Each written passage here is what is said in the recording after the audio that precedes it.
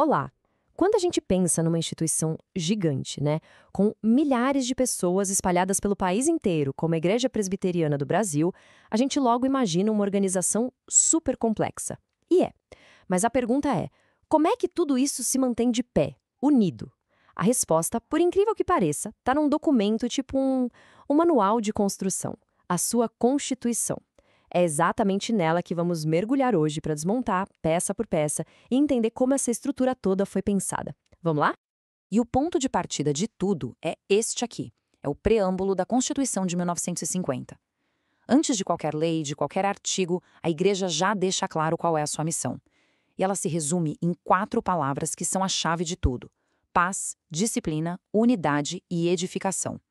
É bom guardar bem esses 4 termos, viu? Eles são a bússola, o norte que vai guiar cada regra e cada decisão que a gente vai ver daqui para frente. Bom, o nosso roteiro de hoje é quase como montar um quebra-cabeça. Primeiro, a gente vai entender o conceito geral. O que é essa tal de federação? Depois, vamos dar um zoom na peça mais importante, a comunidade local. Na sequência, vamos conhecer os líderes, subir pelos 4 níveis de governo e, no final, ver como tudo isso se encaixa perfeitamente para criar uma unidade, do micro ao macro. Então, vamos começar pela fundação. Sabe, para entender como a casa funciona, primeiro a gente precisa entender o terreno. E o conceito mais básico da Igreja Presbiteriana do Brasil não é o de uma coisa só, gigante, de cima para baixo. Não, é algo bem diferente. O artigo 1º já vai direto ao ponto. A IPB não é uma única entidade, mas sim uma federação de igrejas locais. Para a gente entender melhor, é como pensar no Brasil e seus estados. Cada igreja local tem sua vida, sua comunidade, mas todas seguem a mesma Constituição e, claro, a mesma regra de fé, que são as Escrituras. É um equilíbrio muito interessante entre a autonomia de cada lugar e a unidade da nação inteira. Ok, entendido o conceito geral, vamos dar um zoom. Vamos para a peça fundamental de toda essa construção, a comunidade local. É ali, na igreja do bairro, que a vida acontece. Mas quem exatamente faz parte dessa comunidade? A Constituição é bem específica sobre isso. O artigo 12 nos mostra que a comunidade tem basicamente 2 grupos. De um lado, os membros que fizeram uma pública profissão de fé. Essas são as pessoas com plenos direitos que podem votar, podem ser eleitas. Do outro lado, ficam os menores que foram batizados, mas que ainda não deram esse passo público. Eles estão sob o cuidado da igreja, mas percebe, ainda não têm as mesmas responsabilidades. O que define tudo, então, é esse ato de declarar publicamente a fé. E claro, com direitos vêm os deveres.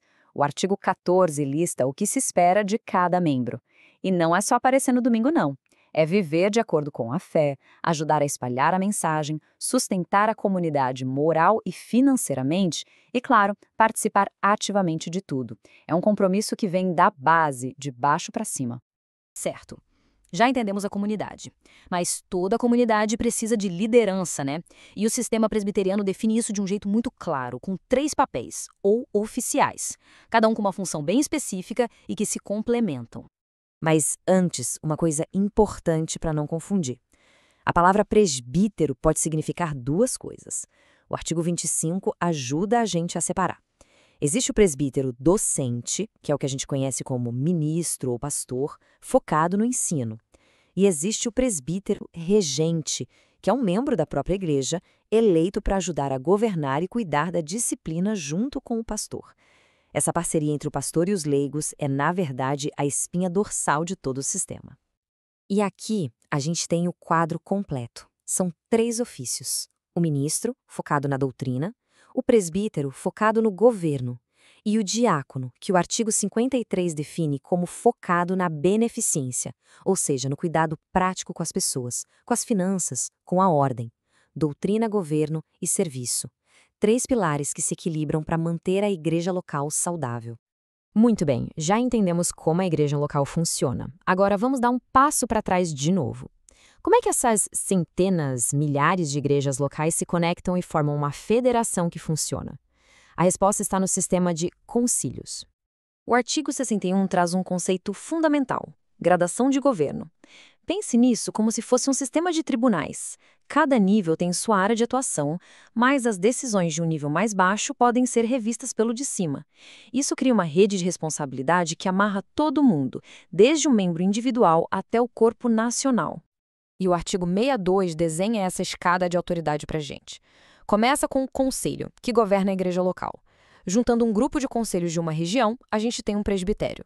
Vários presbitérios juntos formam um sínodo, e lá no topo de tudo, com autoridade sobre a federação inteira, está o Supremo Concílio. É essa estrutura que garante que uma decisão local possa ser revisada e que exista um padrão de governo para o país inteiro. Então, já vimos os membros, os líderes, a hierarquia de governo, mas no fim do dia, para que serve toda essa estrutura que parece tão complexa? Qual é o grande objetivo desse projeto todo? E aqui, tudo se conecta. A gente volta lá para o comecinho. Essa estrutura toda não existe só por existir. Não é burocracia pela burocracia. Cada conselho, cada cargo, cada regra, tudo isso é uma ferramenta. Uma ferramenta criada para alcançar aqueles 4 objetivos do preâmbulo. É a arquitetura invisível que permite que milhares de igrejas ajam como se fossem um corpo só, buscando paz, disciplina, unidade e edificação. No final, o que a gente vê não é só um documento antigo, mas um projeto vivo.